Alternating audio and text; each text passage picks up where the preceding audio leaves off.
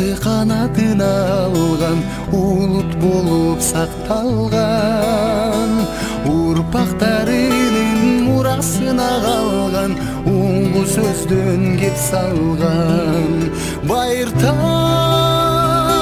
экен үчүн күйгөн эр манастын улубуз, байырлап ата журтун сүйгөн жоголбосун уңгубуз.